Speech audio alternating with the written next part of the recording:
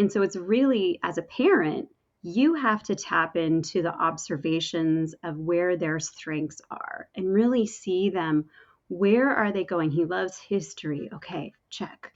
She loves volleyball. Okay, check. Like what does all this mean? Right? And then try to kind of help them find these new things. And listen, he could have said, I hate this podcast. It's stupid, mom. I don't want to hear it. Right. And I'd be like, okay, that's a signal too.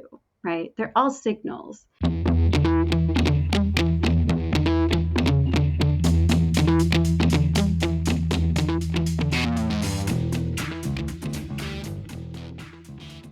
Hi, everybody. Welcome back to the podcast and happy April. I get to have another one of my good friends on the podcast today. And you'll probably sense a theme here. I am really drawn to people who are super reflective, they trust their intuition, and have taken maybe the path less traveled in their career journey. And, I like to think people would say the same thing about me. Really, it's that I just admire these people so much and their courage to pursue alignment with themselves.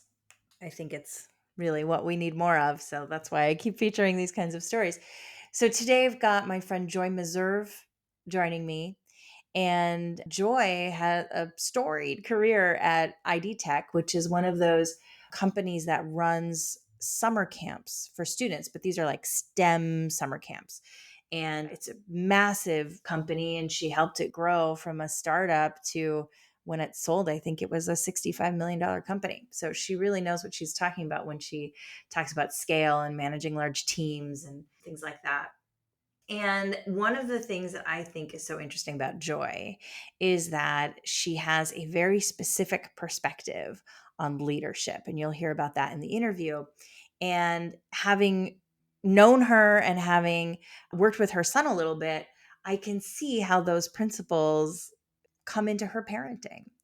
And, your family is not a business, is not a corporation, does not need to be run like a corporation. But I think there are some principles that we can apply from the business world into our families. After all, there's so much research that goes into, how to be a good manager, how to motivate people, how to hold people accountable, et cetera, et cetera. Why wouldn't we use some of those lessons when we're working with our own children? So you'll hear in the interview just how Joy makes that connection. I hope it's as inspiring to you as it was to me. So I'll see you on the other side. Joy, thank you so much for joining us today. I really appreciate your time. I'm so excited to be here, Sheila. Thank you for having me. Of course, you're one of my favorite people to chat with about all kinds of things, especially since you have a son who's going through the college process right now. There's, so much that we can chat about, but beyond that, we connect in so many other different aspects of our lives that we're really simpatico. So let's start by talking about your life. Tell us what has brought you to where you are today. Yeah, so since we're talking to people about college, I'll start there. So trying to figure out, what college I was going to. I'm ashamed to say I only applied to two colleges. Yes, I got into both. But I think of that and I compare it with today's standards. There is no way that I would coach my children to only apply to two colleges now. It is so much different. The landscape has changed dramatically. So I ended up going to UC San Diego. I was from San Diego, and I thought, why leave this gorgeous city? I double majored in communication and theater, and then I went off to corporate America to use that communication major in public relations. So I was in a big PR firm on Wilshire Boulevard in LA, and just being there probably a few months, and I looked around and I was like, uh-oh, these are not my people. And the way I felt that, and the reason I felt that is because I was seeing behaviors that I didn't agree with. I saw women scratching other women on their way trying to climb that ladder. I saw my boss, who had been there for many, many years. She was a pioneer. She was one of the few women in PR when she joined at the time and really carving out a place for women in PR. But she was on the phone with her child and she was saying, tell mommy you love me. No, I'm not going to be home later tonight. Just tell mommy you love me. And I thought, that's not the way it's supposed to go, and I was there till 3 a.m., many nights, dining on the company dime and just thinking this is not for me. And so when the opportunity fell in my lap to join a startup, I pretty much jumped at the chance, feeling guilty for leaving this job that I have no idea why I felt any sense of loyalty to that company. But I did, and I felt, oh gosh, I'm leaving them in a lurch. They had me replaced in 2 weeks. It was not a problem. And so I took a chance. I was the third employee hired on at a company called ID Tech. And ID Tech, some of your listeners may know, is a program for kids and teens teaching STEM education. And we were at universities all over the world at our height. And it was a wonderful place to be. I was given a gift, and this is kind of what I'm out doing now is I want to give the same gift to other people. When I started, first day on the job, I was asking my boss questions. I was like, okay, so what do you have in the way of, a manual on how to run the programs? What are we handing to staff so that they know how to run our programs on a day-to-day basis? And he said, that's your first assignment. And then I was off. I was off and running. I had so much ownership. I had so much autonomy. I was moving at a fast pace toward mastery. I was taking on more and more responsibility year after year after year. I was inviting in people that I loved to work with who stayed because we built an award winning culture of fun, of excitement, of really honoring people and seeing and valuing them for what they could bring to the company. And and that is what I'm trying to do now. So I lasted there 22 years, almost 23 years. So it was quite a journey. And I became the COO there for the last 8 years of that journey. And tell us a little bit about what you do now. And then I'm going to back up because I have so many juicy questions for you about this journey. Okay, great. So now I am the founder and CEO of Leading with Joy, and I'm trying to help organizations and executives tap into intrinsic and extrinsic motivators of people to really drive engagement, drive productivity, create higher retention, and really create companies and cultures where people want to stay and they want to work and they want to give their best effort. They really want that company to succeed, so they're in it to win it. And that's what produces really profitable, growing companies. All right, so we're going to come back to that because, like I said, I have so many questions. But if we back up to you had this first corporate job in a PR firm as a communication major, I'm sure that felt like the next logical thing for you. And I'm sure it was a coveted position that you got at a really fancy company, and there was a lot of competition for it. I'm curious how you felt when you realized it was not for you and you had put in all of this effort and, won out the position against other people. And then you were like, wait, I don't actually even want this. Tell us about that. Yeah, I think it was over time. It doesn't happen overnight. It's not an aha moment. It's the grind. It's the grind of the day to day. It's the getting home at 2 a.m., 3 a.m., and saying, like, what was all this for again? I think it was a $30,000 paycheck at the time. And I'll just give you the quintessential picture. So picture me driving home on Laurel Canyon Boulevard back to the valley, and I'm listening to Jill Sobul's song. I don't want to get bitter. I don't want to turn cruel. I don't want to get old before I have to, right? And so that was my mantra. And I was like, so something was amiss because I was screaming that song at the top of my lungs, and I knew that in my heart of hearts, like change needed to come. And I got lucky. I got lucky in that, there was a knock on my door and it happened to be my boss who I didn't know. I invited him in. We sat down, we talked. I had a lot of parallel experiences that dovetailed into the company that he was trying to build. But, I think you have to listen to that intuitive voice. And I call it the little whispers. So if you're getting those little whispers repeatedly, It's a sign. It's a sign that there's something else for you. Oh wow, I just got chills when you said that. I had the little whispers and I finally listened to them at some point in my life too. Now, you were in your early 20s when you started listening to those little whispers and realizing you were kind of out of alignment with yourself, with your favorite song. And I think most people will say, okay, when you're in your 20s, that inner voice is probably one that you could start listening to. But before that, what do these kids know? Right? Oh, you just want to do something that sounds cool. But you don't know what the real world is like. So now that you have at least one kid who is approaching college, how do you explain this concept of the little whispers to him, and how seriously are you able to take that inner voice of his as his parent? Hmm. It's so much observation. And I feel as though, correct me if I'm wrong, parents, but I feel as though we see them before they see themselves. And so, it's all those little things from childhood that you realize, oh, wow, my son's really social. Oh, wow, my daughter's really gifted at art.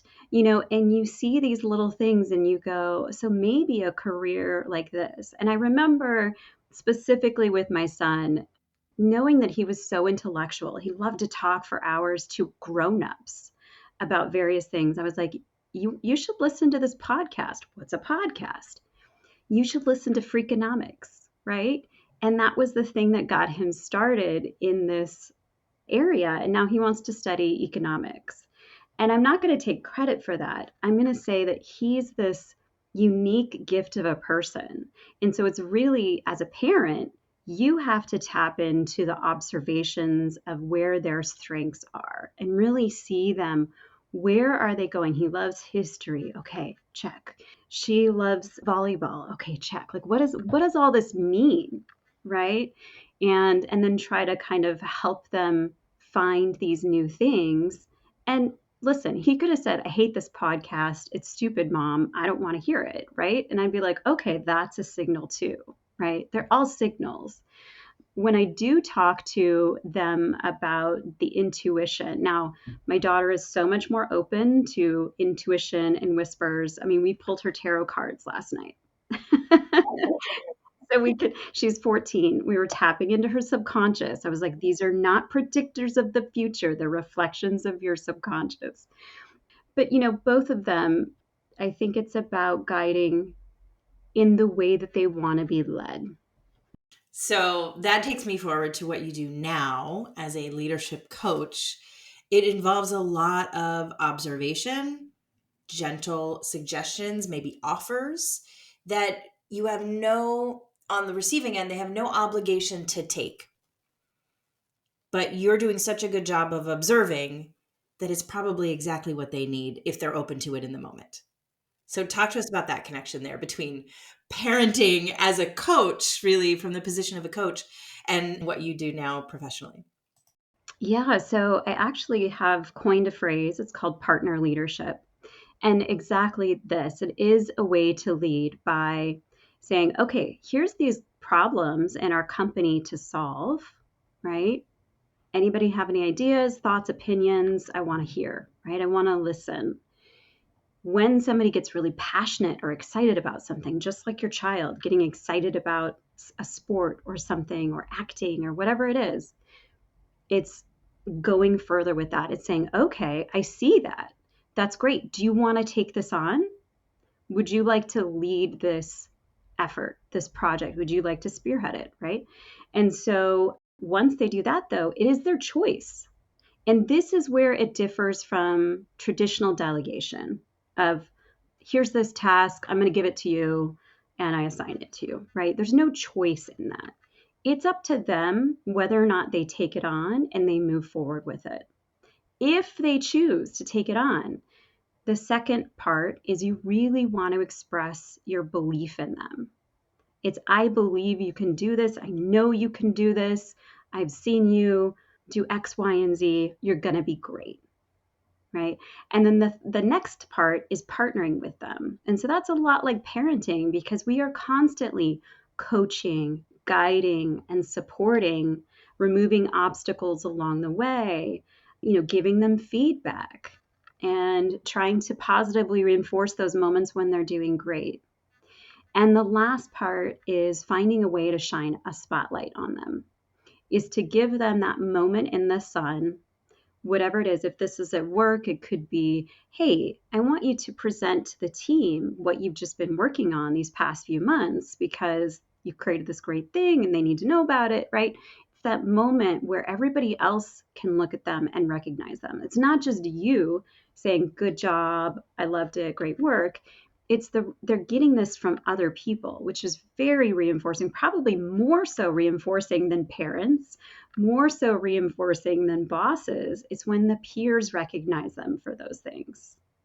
And so that's it. So it's a framework I call opportunities. So the O is offer ownership, the first P is prime them, the second P is partner, and the S is for shine a spotlight. I love that so much. And I see so many ways that I need to adjust my parenting. But I think that's so wonderful. So now, if you don't mind, let's talk about your experience as a mom watching your son struggle, not because he's got any issues, but because it's a process that everybody struggle through this college application process, choosing the right schools, writing the essays, waiting for the answers. I know we're waiting for answers in the next 2 weeks here, and it's just like, we can't possibly wait anymore. Tell us what that experience has been like for you. And if you have any pearls of wisdom to drop, as I'm sure you do, please share. Oh, okay. Well, first of all, engage someone like Sheila much, much sooner, right? I know you work with students as young as freshmen to start creating their resume and figuring out what activities they want to do. But I think that because the landscape has changed so much, here was my approach. I said, we're not visiting any colleges before you apply.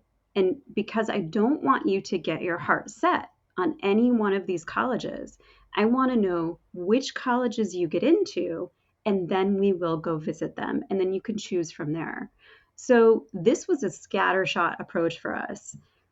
I don't know if this is right or not, but we applied to 20 colleges. And I say we because as a parent, there was so much hand holding through this process of, okay, when's that deadline? What's the deadline for that? And when do we do this? Well, guess what? Because you have this and this going on, these are our only, this is our only day to get two knocked out. So we've got to do those essays today and we've got to do those essays next week. And so time management is not my son's strong suit. And so I really had to take an active role, much more than I would have liked. But again, 20 universities. I mean, he added up, I think it was 8,000 words he needed to write for the essays. I wish the Common App was like one and done. But no, every university says we're going to need three specific individual questions answered for ours, and they're all like that, and there was rarely overlap between from question to question. So it was long and arduous, and I would say in retrospect I would have started earlier. We would have been working on this summer of his between junior and senior year, trying to knock out as much, or at least getting rough drafts honed for every single one. We probably would have done a lot more early admissions. Well, I had the opportunity to meet your son once, let's say 1.5 times, and he certainly is super special. And I think you'll be happy with the results that you'll get back. Fingers crossed, of course, because we never know. But I guess my last question for you is, you're about to do it all over again. And I know your second kid is totally different from your first, but what would you do differently? I would have her start earlier. I would, in terms of looking at activities and events in her life, I would want her to journal about them. And so here's the thing that I noticed. I was like, I don't think in my son's education or my daughter's, they had a lot of narrative writing experience, first person narrative writing. And so I would have her journal some of these great experiences that she's having, journal on them now so that they can be little thoughts and things that will you'll be able to look back on and write about later. And just the practice of that, right? Writing in first person. Yeah, and you're so right. You know, some schools teach, or like some point in their junior year, maybe after AP exams are done, they're like, okay, we're going to write your college essay in this class. But it's not the thing that they've been taught through all of their K through 12 education to write. And yet somehow it is one of the most important things they have to do to get into college. It's so backwards. But I think journaling is such a great example of one of these practices that is going to be good for your daughter, no matter whether it leads to a great college essay or not. You know, we know writing and that kind of reflective mindset that goes along with journaling is so valuable for personal development, self-awareness, emotional regulation, all of those things. So it's kind of one of those things you should do anyway. And the side bonus is you can look back at it and have all of these potential topics for your college essays. I think it's great advice. Thank you for sharing it. Yeah, and I journal too for those reasons, right? It does tap into those whispers that we were talking about earlier. Because what I'll find is that I do sort of a brain dump of thoughts, and the person that appears at the last moments on my page is the higher self, is the person that's trying to coach and develop me into being a better person. Oh, that's so beautifully said. I just got chills again. Well, you know, I could talk to you forever, as you know, but let's leave it there. If people want to learn more about what you do, how can they find out more?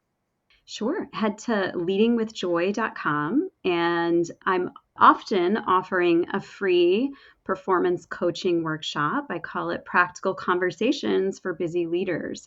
So if you want to know how to have some of those tough conversations, just tap me, come to one of my workshops, follow me on LinkedIn, and you can get some tips there as well. Fantastic. I'll make sure all of that is linked in the show notes. Joy, thank you so much. This is a great conversation. Yeah, thank you, Sheila. This was fun. There you have it, folks. I know that I am already making a list of ways that I can be a better partner leader to my son, and I hope that you're feeling similarly inspired. Check the show notes for how to learn more about Joy, and we'll see you next week.